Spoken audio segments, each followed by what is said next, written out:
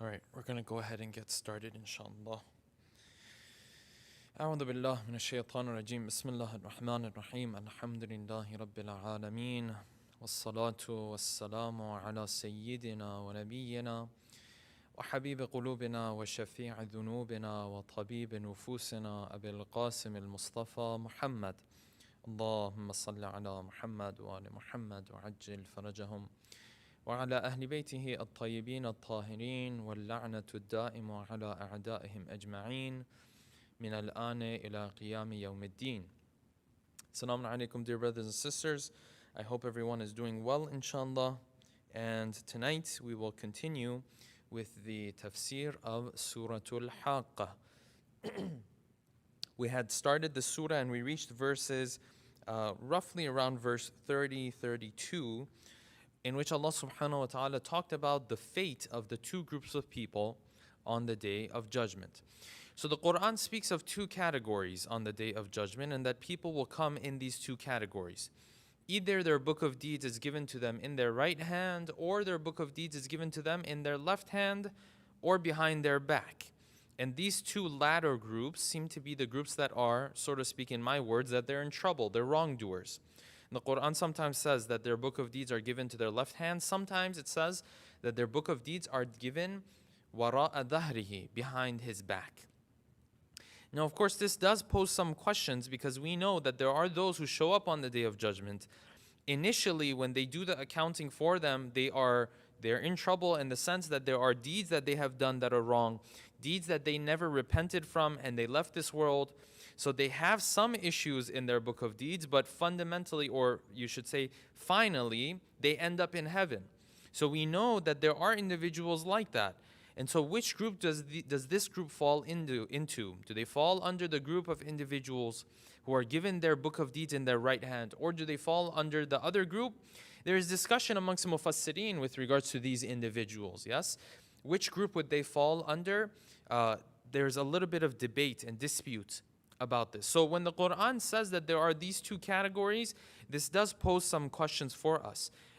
Where do these individuals fall? Which category are they going to fall under? Nonetheless, the Quran paints this picture for us that at the end of the day, everyone is going to end up in one of these two categories. The reason why the Quran says this, and we say the Quran is saying this, is because this categorization of those who are going to end up in this group and those who are going to end up in this group is made multiple times in the verses of the Quran. Yes, the Quran constantly says there's the good and then there's the bad. The good people and then the wrongdoers. And so it seems that these are the two main categories that you're going to be dealing with on the Day of Judgment. The Quran gave us a little bit of a picture of what that day is going to look like in the sense of what the experience of each of these two groups is going to be like. The Quran said, وَأَمَّا مَنْ أُوتِيَ كِتَابَهُ بِيَمِينِهِ, the one we give his book of deeds to his right hand, فَيَقُولُ هَا أُمُقْرَأُ كِتَابِيَ, he says, come and read my book. He is so excited. He is in so much pleasure of receiving his book of deeds. He invites others to come and take a look at his book of deeds as well. And then the Quran also said, when you give his book of deeds, not only does he call for other people to come and read his book of deeds, he also says, إِنِّي ظَنَنْتُ أَنِّي مُلَاقٍ حِسَابِيَهْ, I knew that this day was going to come. I knew that the day of judgment, this accounting, that I would be held accountable, I knew all of this is going to come. ظَنَنْتُ, here it means I was sure. The word dhan, usually we're used to hearing the word dhan and thinking that it refers to an assumption, whereas many times in the verses of the Quran, the word dhan is used, and what is essentially meant is yaqeen, because the word dhan, sometimes it means an assumption, sometimes it means something you're sure about. Yes, he says, I am sure, and I was sure that this day was going to come. So he constantly was remembering the Day of Judgment. It's not a surprise for him. It's not that he ended up in heaven and he's surprised that these things are taking place. No, he remembered this day. He knew this day was going to come. Then the Quran moved on to the group that receives their book of deeds in their left hand. وَأَمَّا مَنْ أُوتِيَ كِتَابَهُ بِشِمَالِهِ فَيَقُولُ, he says, يَا لَيْتَنِي لَمْ أُوتَ كِتَابِيَهْ, he says, I wish I would never have received my book of deeds. وَلَمْ أَدْرِ مَا حِسَابِيَهْ, I wish I would have never known what I've done. He looks at his book of deeds. It's so terrible, it's so horrific, that he says, you know what, I wish I would never even know what's taking place in my book of deeds. Yes? When you mess up a situation so badly, you know, sometimes it happens. You've done something so terrible, you don't even want to go back and take a look at what you have done. You're so embarrassed, and you know that you had opportunity after opportunity, but you did not capitalize on those opportunities, and now you've messed up this situation, right? You've had major shortcomings. Sometimes the situation is so bad, you don't even want to go back.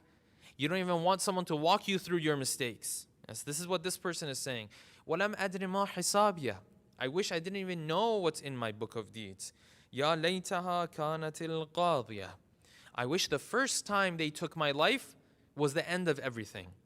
I wish I was never resurrected again to have to go through these stages of the hereafter.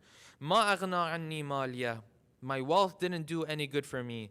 هَلَكَ عَنِّي سُلْطَانِيَهْ, my influence, my power, my authority, these things didn't do any good for me either. They're all gone now. And then Allah subhanahu wa ta'ala tells the angels, خُذُوهُ فَغُلُّوهُ, grab him, take him, and tie him up, فَغُلُّوهُ ثُمَّ الْجَحِيمَ صَلُّوهُ, and then have him move towards hellfire.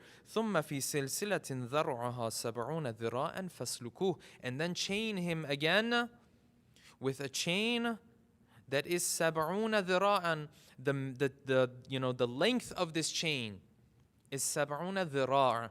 Dhar' is a unit of measurement that they used to use during the time of the Prophet. It goes from your elbow to the tip of the fingers. And of course, for different people, it would be different. But overall, it was a unit of measurement that was easy to use at that time. Many of our ahadith, when they want to explain, for example, what the measurement of this thing is or the measurement of that thing is, they will use the word dhira' or dhara'. Yes, that's the unit of measurement that they would use. He says this chain is sab'una dhira'an. It is 70 of these units of measurement. And we know that in Arabic, some numbers, when they are used, it's not the number in particular that Allah subhanahu wa ta'ala is referring to. It is just trying to say that it's a very high number. You know, when you say there were 1,000 people there, you don't mean there's actually 1,000 people there. You mean it's just like so many people I could barely count. That's what you really mean. Yes? So when Allah subhanahu wa ta'ala says sab'una dhira'an, 70, doesn't literally mean 70. It means that this chain is a very long chain. Hadith tells us that if a little bit of this chain were to come into this world, if a drop of it were to drop into this world, that the water on earth would start to boil, that the creatures on this earth will not be able to take it. These are some scary, passages that we come across. The Quran speaks of heaven and speaks eloquently of heaven. It also speaks very clearly of hellfire. And you might say, well, why does Allah subhanahu wa ta'ala speak in this scary manner? Well, He's told you about the heaven already. But for some of us, brothers and sisters, the only thing that will get us moving are the scary parts. That's the problem. We shouldn't be pointing our finger at Allah subhanahu wa ta'ala saying, why would you speak of these scary things? The question we should be asking is pointing the finger at ourselves and saying, why am I like this? That I won't change things unless they tell me about the scary passages. It's a different perspective. Allah subhanahu wa ta'ala looks at us. He sees a group of people. Some of them, if He tells them what to do, they'll take His word, they'll act upon it. Some of them, no matter what He does, they won't move. And because He wants the best for you and me, yes, He will speak about the scary consequences of the one who sins. So if we read the Quran having these scary passages, it's not a shortcoming from Allah subhanahu wa ta'ala. It's a shortcoming from us that He feels the necessity to speak of these things. He feels the necessity to remind you and I of these things. And sometimes you come across people, brothers and sisters, sometimes you come across individuals, really what this person is doing is so cruel. There is nothing else in this world that will bring this person back to reality unless Allah subhanahu wa ta'ala talks about these scary passages. Unless He talks frankly about the consequences of the sins that this person is committing. Sometimes you come across people, they will, the haqqun nas, the rights of others that they are ruining, the rights of others that they are violating is just so much. And this person, he lives his life as if nothing is happening. This is what these scary passages of the Quran are for. To bring this person, to shake this person, to have this person wake up a little bit. Otherwise, how is this person? Allah subhanahu wa ta'ala has already tried all the other methods. He's already tried telling him of the rewards of heaven and how great it would be if this person would not take away haqqun nas of others, and he wouldn't do this and he wouldn't do. This is why Allah subhanahu wa ta'ala uses threats in the verses of the Quran and in hadith. Yes? There's a simple way of saying things that if you do this, this is what I want from you. A human being who understands Allah subhanahu wa ta'ala is the creator, He is the mun'im, He is the one who gives blessings, he'll take what Allah subhanahu wa ta'ala has to say. That's how things should usually work. But then some of us are so stubborn, some of us are so arrogant that we won't move, we won't change unless we hear passages like this. This is not a lack of, a shortcoming from Allah subhanahu wa ta'ala. This is a shortcoming from us. That nothing else will move us unless I hear these scary passages of the verses of the Quran. And this is why Allah subhanahu wa ta'ala speaks of these. So that the human being can understand and start to change things. Otherwise, you come across some people, they are so cruel. The type of deeds that they do is so horrible. And no matter what Allah subhanahu wa ta'ala tells them, this person is not going to change. He's so stubborn. What's left? The only thing that's left is to tell him of the consequences of his deeds. Yes? And this is where you see Allah subhanahu wa ta'ala is sensitive. He takes certain things very seriously. I mentioned this hadith before. When it comes to haqqun nas, when it comes to the respect and honor of another believer, for example, the tone that's used in hadith is very harsh. It's not a friendly, please don't do this type of thing. It's very harsh. That Allah subhanahu wa ta'ala, according to one of the hadith, the Prophet was in Mi'raj, in this ascension. He asked Allah subhanahu wa ta'ala, he said, Ya Rabbi, ma halul mu'mini indak? What's the status of a believer in your eyes? And Allah subhanahu wa ta'ala responded to him.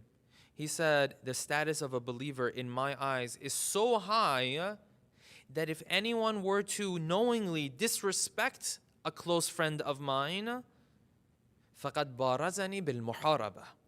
He is challenging me to war. These are the threats of Quran and Hadith. Why? Because there are those who do these things and then they act as if nothing has happened. Super cool and chill, as if nothing has happened. This is why the Quran talks about these passages, yes? So it might seem scary to some of us. Know that this Quran is dealing with people with all sorts of backgrounds, all sorts of different individuals and characters, yes? If the good parts take care of you changing and becoming a better person, then wonderful. You don't have to worry about the scary parts. But if I'm a person who has shortcomings and Allah subhanahu wa ta'ala keeps telling me what He wants from me, and this isn't going to change me, then the scary parts are the parts that are supposed to shake me and are supposed to get me to change. This is why Allah subhanahu wa ta'ala speaks of these things. Not that He wants to. This is the reality of the human being. Sometimes nothing else will move the human being. Okay, He continues. This is where we left off. This person who is in this type of a position, what did he do? How did he end up in this position? This is what the Quran is going to tell us now. Number one, إِنَّهُ كَانَ لَا يُؤْمِنُ بِاللَّهِ الْعَظِيمِ. This guy, his situation was that he would never believe in the message of Allah subhanahu wa ta'ala. And we mentioned this last week that the Quran says, إِنَّهُ كَانَ لَا يُؤْمِنُ. This kana in Arabic grammar, when you add kana before yu'minu, which is the verb in the sentence, what it implies and what it's referring to is continuous, doing something continuously. Kana la yu'minu billahi al-azim means that this message was delivered to him over and over again. It's not that Allah subhanahu wa ta'ala gave him one chance. No, He gave him multiple chances. And still he turned away from it every single time. That's the first thing that he did. Kana la yu'minu billahi al-azim. Okay, what's number two? وَلَا يَحُضُّ عَلَى طَعَامِ الْمِسْكِينِ. And he would never encourage for others to give to feed the poor. Now there are different interpretations of this verse. This one that I'm going with is one of the interpretations. But it seems as though what the Quran is saying is this. Because the Quran is not talking about actually feeding the poor, right? He says he did not encourage for others to feed the poor. What does this mean? Sometimes you will find yourself in a situation where you have the ability, you have the capability to feed the poor. Does Quran and Hadith expect you to do that? Of course. And we have certain duties, certain obligatory duties within Islam that it is obligatory for you to take steps when there are poor and people who are needy. You have khums, you have zakat, you have kafara, for example, that you have to pay, and so on and so forth. Or you have individuals that you are responsible to provide for them. And then you have mustahab or recommended times where you are to give from your wealth. Yes? Sometimes you yourself have the capability to feed the poor. Quran and Hadith says we're expecting this of you. Sometimes you may not have that wealth. You may not have that direct ability to feed the poor. But what you can do instead is maybe not feed the poor directly, but you can encourage others to do that. You might be in a situation where you're not able to make this big donation, for example. You're not able to give more than you already have. But you know a brother, you know a sister who is passionate about a cause like this, or who should be passionate about a cause like this. And you go to them and you encourage them. Yes? Sometimes we're able to take care of the needs that people come to us with. Sometimes we're not able to take care of those needs, but Allah subhanahu wa ta'ala still expects something from us in those situations. Sometimes you can't do anything directly, but indirectly there's a role for you to play. Allah subhanahu wa ta'ala wants you to play that indirect role. Yes? And sometimes, Hadith tells us that if you're not able to take care of the need of a person directly, just by doing certain things, Allah subhanahu wa ta'ala will still reward you. The Hadith says that when a mu'min, a need is presented to him, something is presented to him, someone needs something from him, he's not able to fulfill this need for whatever reason. Maybe his time doesn't allow, his wealth doesn't allow, whatever the case may be, right? He doesn't have the resources. But deep down, he wishes that he was able to fulfill this need. Allah subhanahu wa ta'ala says, فَيُدْخِلُ اللَّهُ بِهَمِّهِ الْجَنَّةِ. He rewards him because deep down he wished he would be able to fulfill this need. We say, well, what is this? This is just a wish. No, this is not a wish. The next time this person has the ability to help, then he will help. When he is concerned with the needs of his brothers and sisters, Right now, he may not have the resources. 10 years from now, he might have the resources. And if this person is a person who has been living with this concern, hopefully when he comes across the resources, then he can actually help out for these needs and these concerns. Allah subhanahu wa ta'ala looks in his heart. If he has even the concern of helping, then Allah subhanahu wa ta'ala rewards him. So just wishing at the very least, Ya Allah, I wish I could help. That's one thing to keep in mind. Number two, the Prophet told his family, Ya Bani Hashim, according to one narration, said, Ya Bani Hashim, innakum lan tasa'un nas bi amwalikum. You will never be able to take care of all of the needs of human beings with just your wealth. You won't be able to, you're not a bank. You don't have everything to give out to everybody. Okay. So if you can't fulfill the financial needs of individuals who come to you, at least فَالْقُوهُمْ بِطَلَاقَةِ الْوَاجِهِ وَحُسْنِ الْبِشْرِ. At the very least, when they come to you, meet them with smiling faces and good akhlaq. You may not be able to fulfill the requests of this person, but maybe you can sit there and hear their pain. Maybe you can sit there and hear their concern. Maybe they can tell you of their pain, and you can really be an ear for them. You can listen. You can sympathize with them. That you might be able to do. If you're going to say, no, I can't take care of this need of yours, how are you going to do it? Are you going to do it with good akhlaq so that when this person walks away, at least they feel better deep inside? At least they feel like you cared. Or are you going to sit there and say, listen, I can't help you, please, move on. Which one is it going to be? The Prophet says you won't be able to take care of all of the needs of people with your wealth. فَالْقُوهُمْ بِطَلَاقَةِ الْوَجْهِ. Then at the very least, when you're going to meet them with a smile. Meet them with the proper akhlaq. Sometimes you may not have the wealth to give to this person or that person, but indirectly there are things that you can do. Allah subhanahu wa ta'ala expects you to do those things indirectly if it's in your power, if it's under your authority. Sometimes this person comes, you may not be able to help them out, but maybe you can put in a good word for them with a friend who can help them out. Maybe you can share their message so that others can find out about this situation that they're going through. Maybe you can just sit with them and hear what they're going through. These are all different ways to help with the difficulty that someone is going through, yes? How many times have we been in these situations ourselves that when we're going through a difficult situation, if we just had one person to really sit down and listen and understand what I'm going through, yes? How much would that help you? How much would that lighten up your day? These are the things Allah subhanahu wa ta'ala expects from us, because the wealth, I may not have it, but these things I can have. The good akhlaq, good akhlaq is free. In case we didn't know, good akhlaq is free. It takes a lot of work, but it's free at the end of the day. Yes, good manners, free.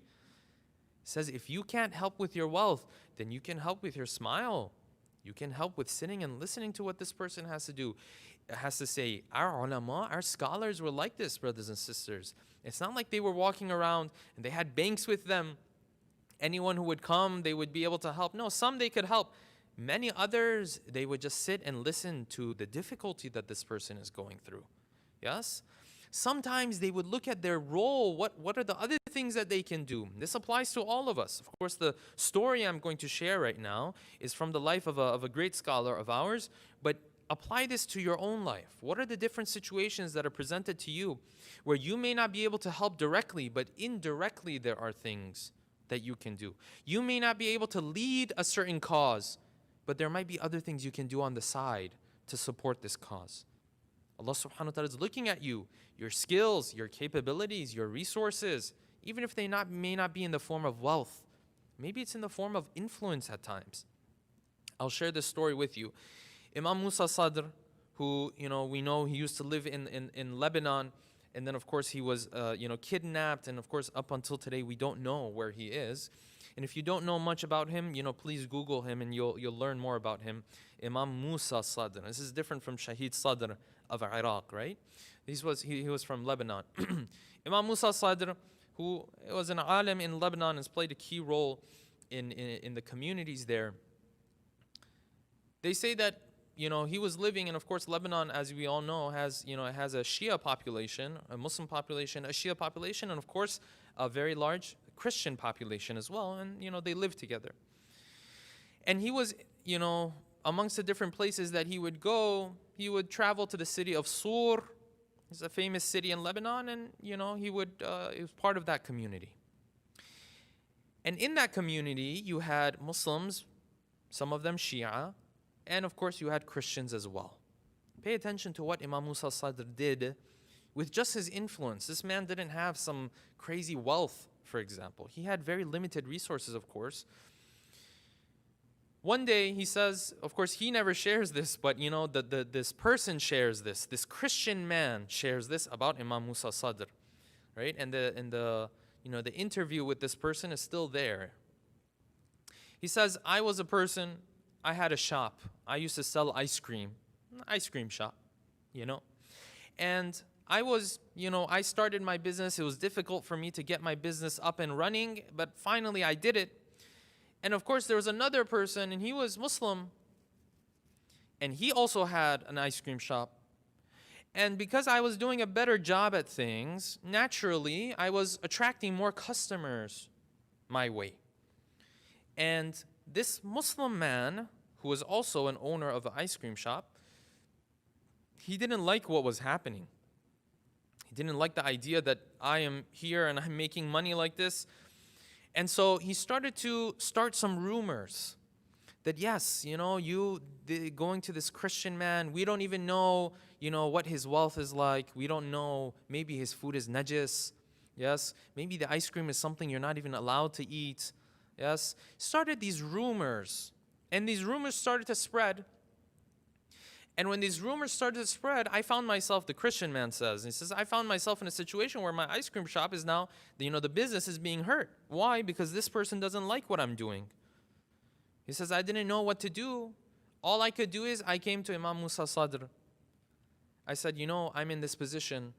And I've heard that, in Islam, justice has a lot of importance and whatnot, but, you help me with the situation. I don't know what to do in a situation like this. And he says, Imam Musa Sadr told him one thing. He said, don't worry about it. He said, go back to your shop, do your business. Then what did he do? After one of the Friday prayers, as you know, Friday prayers, normally, especially in Muslim, majority countries or in Muslim communities, you will find after Friday prayer is one of the busiest times. Yes? Different people from different backgrounds, they all come together. It's Friday prayer, it's Jummah prayer at the end of the day and whatnot. He says, after one of the Friday prayers, when he left the masjid, he came directly into my ice cream shop. And Imam Musa Sadr was not your typical person. He was an alim, and he was a very well-known alim as well. He says he came into my ice cream shop. He ordered some ice cream, and he sat by the door, and he started to eat ice cream from my shop.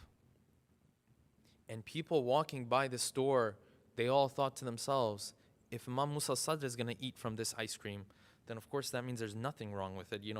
We should be completely fine to eat from this. And this Christian man says, because of what he did, I was able to continue with my business. Otherwise, I wouldn't have been able to, because all the rumors had spread. What is he doing in this situation? What is this great alim doing in this situation? Is he going there and putting down thousands of dollars or pounds or whatever you want to think about it? No. He may not have the wealth, but he has the influence. And he's going to use his influence. Now, this is an alim, but how do we apply that to our own lives? What are the things, the needs that we find in our own communities, in our community as a Shia community, in the broader Muslim community, even when it comes to non-Muslims maybe? What are those capabilities that you and I have, those resources that you and I have, that we may not be able to directly give money, for example, but you can play roles here and there? Yes? We have to think about this. This is one of the most noble things to do. Let me think, how can I be resourceful in the first level, at the first level for my own community, and at even beyond that? What can I do? I may not be walking, I may not have the treasures of Qarun, yes, but we all have things that we can offer. Sometimes just my time, sometimes just my presence. Maybe I take part in a program, and because of my presence, I'm able to do things. This is very important to think about.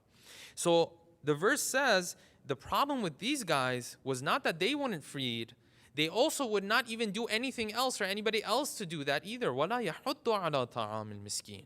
They wouldn't try to help others either or encourage others so that they would help for this cause. Moving on. Now the Quran says, because these people were like this, that number one, they would not help anybody else. Number two, they wouldn't provide fruit for anybody else. They are also going to be punished in the same way. There is a correlation between the sins that they were committing and the punishment on the Day of Judgment. What they didn't do was that they didn't care for anybody else. Therefore, today they will not have anyone to care for them. فَلَيْسَ لَهُ الْيَوْمَ هَاهُنَا حَمِيمٌ. Today, he's not going to have any close friends. Why? He's not going to have anyone to care for him. Why? Because when there were others that he was supposed to care for, he didn't care for them. This is why we read in the hadith of the Prophet salawatullahi wasalamu alayhi, that the Prophet, he kissed his children. Yes? He would kiss his grandchildren. And then this man, this Arab man at that time, he saw the Prophet. He said, you know, I have daughters at home. I've never kissed them. What did the Prophet respond to him?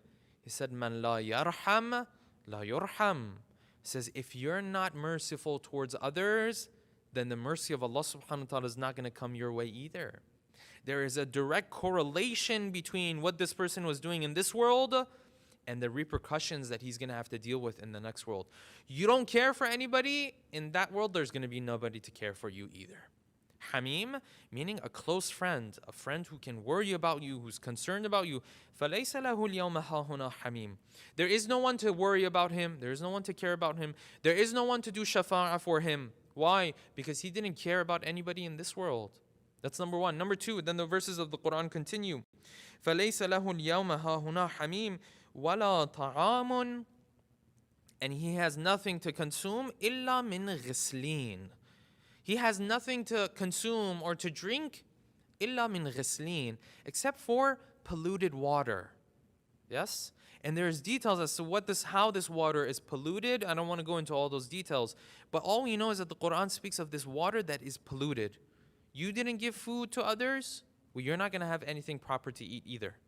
There's a direct correlation between what these people used to do and their punishment on the Day of Judgment. وَلَا طَعَامٌ إِلَّا مِنْ غِسْلِينَ لَا يَأْكُلُهُ إِلَّا الْخَاطِئُونَ. Only the wrongdoers, they end up drinking from this ghislin, from this polluted water. Yes? And the Quran says, in other verses of the Quran we read, that what these people consume, it is from, there are pieces of flesh and other things in this water. It's a very horrific scene. But this is because this is how this person was doing things in this world. Because he made people go hungry in this world. That's why he's in this position now. We might look at it and we might say, oh, this is too much punishment for him. Allah subhanahu wa ta'ala is just. If a person ends up in this situation, know for sure that this person did something terrible. That's why he's ending up in this position. In this world, many times, a person might do something terrible, but the result of it, the way people treat him, seems to be just fine. So apparently nobody cares. A lot of times you'll have politicians, they'll suit up and they'll look very nice. They'll do terrible things, but because people don't know about it, because people are naive about it, they'll look at this person and say, no, this person is, they're fine. Yes? But the reality is, when it comes to the next world, Allah subhanahu wa ta'ala looks at the reality of a person, the reality of their deeds. There is justice there. وَلَا يَظْلِمُ رَبُّكَ أَحَدًا. He doesn't do injustice to anybody. So if you ever come across a punishment in the verses of the Quran that is heavy, know that what this person was doing in this world was heavy as well. Because Allah subhanahu wa ta'ala, He doesn't gain anything out of doing injustice upon anybody. وَلَا طَعَامٌ إِلَّا مِنْ غِسْلِينَ لَا يَأْكُلُهُ إِلَّا الْخَاطِئُونَ. Only those major wrongdoers, only the ones who would continuously do wrong and no repenting. When a person repents, they forgive what you've done before. No, this person was so arrogant. He would do wrong and he would not even repent either. Yes, that doesn't apply to, almost, 100% of us. So you can imagine what type of person this person is. He's not your typical, good person who had shortcomings at times. No, لا يأكله إلا الخاطئون. خاطئون, those who were constantly like this. And they never repented from their deeds. That's why the Quran is speaking of such a severe punishment for this person. Then the Quran continues, and it's going to switch themes now. فَلَا أُقْسِمُ بِمَا تُبْصِرُونَ وَمَا لَا تُبْصِرُونَ إِنَّهُ لَقَوْلُ رَسُولٍ كَرِيمٍ. All of which that we told you, know that this is not fiction. These are all realities that we are trying to describe for you. This Quran is not a made-up book. It is a message from Allah subhanahu wa ta'ala. But in order to get this point across, the Quran says, فَلَا أُقْسِمُ بِمَا تُبْصِرُونَ وَمَا لَا تُبْصِرُونَ. We swear by those things that you can see, which is everything that we see around us, وَمَا لَا تُبْصِرُونَ, and those things that you cannot see. Because, brothers and sisters, there are many things that we cannot see that might be out there. There are a lot of creatures out there that might exist. We may not even know about them. If someone were to ask us and say, what type of creatures are there? We can count 3 or 4. We can say, well, there's human beings. Yes, there are plants and animals and objects. There's angels and jinn. But that's pretty much what we can count. Yes? What else is there in the world? That's pretty much it. But we don't know what else is out there. Allah subhanahu wa ta'ala in multiple verses of the Quran, He tells us, there are all these things we have created, you have no idea. We think the world is just what we see around us. No, this is just our little window. And let me take it a step further than that. Even in this little window, the things that we can only see with our material eyes, just that, even that we don't know everything that exists. The oceans of Earth, we're making our way into Mars and all that kind of stuff. Yes, SpaceX and whatnot. We're trying to get ourselves to Mars. The oceans of the earth that we live on, some of them, we have not even made it to the bottom of them yet. Think about that for a second. Many of these oceans have not even been explored as much as space has been explored. Beyond that, what are the realities that exist out there in this world? Just the material world. I'm not even talking about the immaterial world.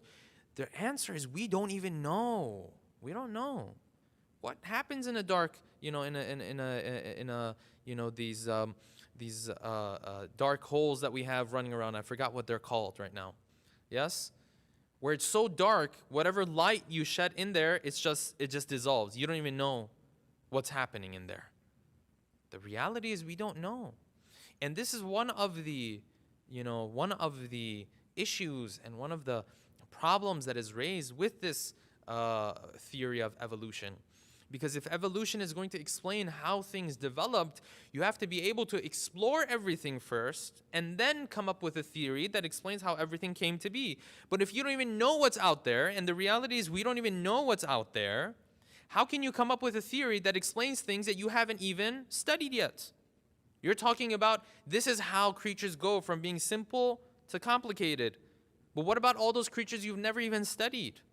How can you give a theory that explains something that you have never even touched? You've never even seen it. There are galaxies out there that we haven't even seen. We haven't even touched. Yes? How can we explain how they came to be if we've never even studied them? That's a more philosophical issue, of course. But you think about this world that we live in. It's a very vast world. And then put that into context, the problems that we have.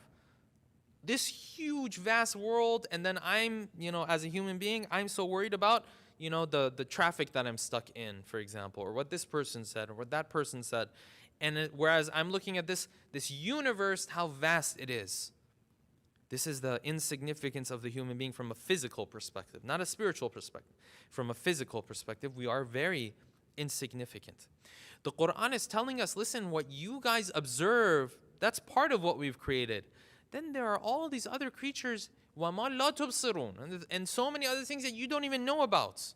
You have no idea what's going on in this world. Quran and Hadith tries to give us a little bit of a window into that world. So Quran will tell us about like angels, for example. Quran will tell us about jinn.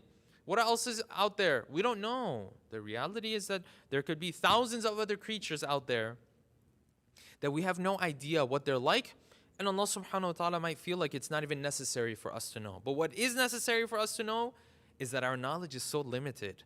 What we know of this world is so limited. The Quran says, فَلَا أُقْسِمُ بِمَا تُبْصِرُونَ وَمَا لَا تُبْصِرُونَ. We swear by those things that you can see, which is everything around us. وَمَا لَا تُبْصِرُونَ. And all the things that you cannot see. إِنَّهُ لَقَوْلُ رَسُولٍ كَرِيمٍ. This Quran that is coming to you, it's not the words of a magician. It's not the words that were just made up. إِنَّهُ لَقَوْلُ رَسُولٍ كَرِيمٍ. It's coming from an honorable messenger. Regardless of whether this messenger is referring to the angel who is bringing these words, yes, is bringing these words to the Prophet, or the messenger is the Prophet himself who's bringing these words to the Ummah. Regardless, it's something that's coming from somewhere else. It's a divine message. إِنَّهُ لَقَوْلُ رَسُولٍ كَرِيمٍ وَمَا هُوَ بِقَوْلِ الشَّاعِرِ قَلِيلًا مَا تُؤْمِنُونَ. You keep saying, Muhammad, he does poetry. No, Muhammad doesn't do poetry. His Quran is as beautiful as poetry, but it's not poetry. وَلَا بِقَوْلِ كَاهِنٍ. And it's also not the words of a magician or someone who can foretell the future. Yes? Someone who does some things to be able to figure out what's happening in the future. It's not the words of this person, while it tells you at times what's going to happen in the future. It has these functions, but it's not the work of a human being. Yes? Very beautifully the Quran is saying. وَلَا بِقَوْلِ الشَّاعِرِ وَمَا هُوَ بِقَوْلِ الشَّاعِرِ. It's as beautiful as poetry, but it's not the work of a poet. وَلَا بِقَوْلِ كَاهِنٍ. It will tell you what happens in the future, but it's not the work of a human being who tries to predict what is going to happen in the future. So what is this? تَنزِيلٌ مِّن رَبِّ الْعَالَمِينَ. This is a message that has been sent down from the nurturer of everything that lives in this world. Rabbul Alameen. The nurturer of the inhabitants of this world. His words that are coming from a different place. And if you take a look at this tone that the Quran is speaking from, that these words are not the words of a human being. These words, they are divine. These words are coming from the one who created you. There is no other book on the face of earth that makes this claim in a reliable manner. No other book on the face of earth, even other holy books, they don't make this claim that the words you are reading are the words of the creators of the heavens and earth. No, other holy books, they will say this is a message that's inspired by God. Yes?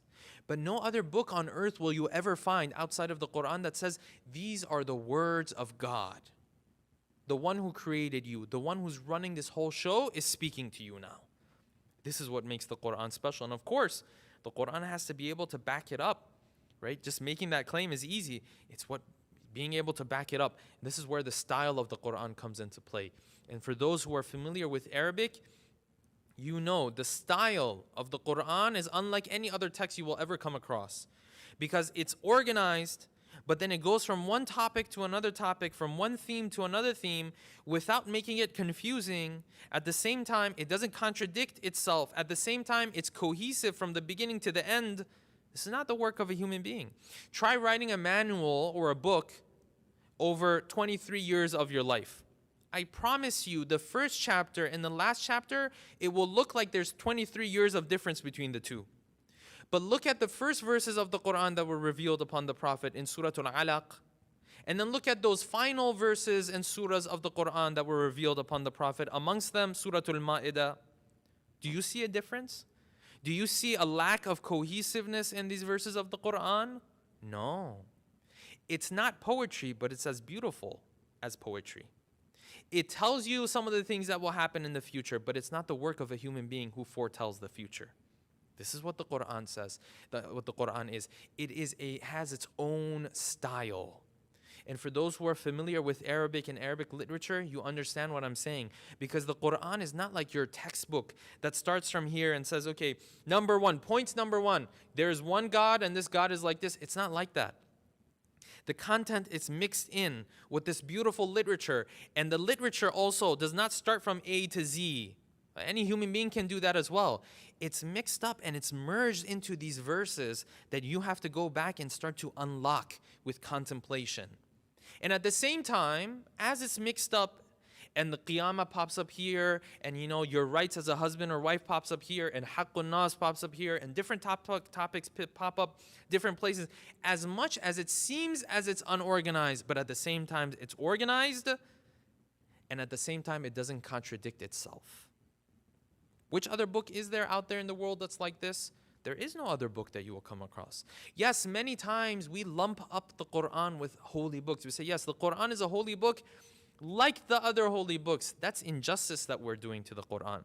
Yes, a non-Muslim might say that. It's not their fault. They don't believe in the Quran in the way that we do. But as a Muslim, from our perspective, the Quran is not just another holy book. No, there's a world of difference between the Quran and these other books that we refer to and we call them holy books because they are attributed to different religions. So the Quran is making it clear here. I swear that these words that you hear, they are لَقَوْلُ رَسُولٍ كَرِيمٍ وَمَا هُوَ بِقَوْلِ الشَّاعِرِ. You keep saying the Prophet is a poet. He's not a poet. وَلَا بِقَوْلِ كَاهِنٍ. And he's also not crazy. He's not majnoon. He's not possessed. He's none of these things. This is a divine message that's coming to you. تَنزِيلٌ مِّن رَبِّ الْعَالَمِينَ. Find another book that makes a claim like that. Find another book that tells you these words are coming from the creator of the universe. Not a message from God. There's a lot of people who claim that there's a message from God. But a message that's sent down, and in the message it says, these words that I'm sharing with you, this book that you have in front of you, is the words of the one who created you. This is the Quran that makes that claim. This is what makes the Quran special. Inshallah, we'll leave it here. We'll end here. There's more to be said about the different creatures that Allah subhanahu wa ta'ala has created, the different types of angels that Allah subhanahu wa ta'ala has created. Sometimes Allah subhanahu wa ta'ala will point out some of these, either in verses of the Quran or in hadith they come up, of the different creatures that Allah subhanahu wa ta'ala has created. Inshallah, we'll leave that for the following week. With that, inshallah, we bring tonight's talk to an end. I'm just going to check real quick to see if we have any questions. And if not, inshallah, we will be wrapping up. Okay, inshallah, I don't see any questions. So with that, we will be wrapping up, inshallah. Let's take a moment to recite Surah Fatiha for all of our marhumin and marhumat with a loud salawat ala Muhammadin wa ali Muhammad. اللهم صل على محمد وعلى محمد وعجل فرجهم. بسم الله الرحمن الرحيم. الحمد لله رب العالمين الرحمن الرحيم مالك يوم الدين. إياك نعبد وإياك نستعين اهدنا الصراط المستقيم صراط الذين أنعمت عليهم غير المغضوب عليهم ولا الضالين.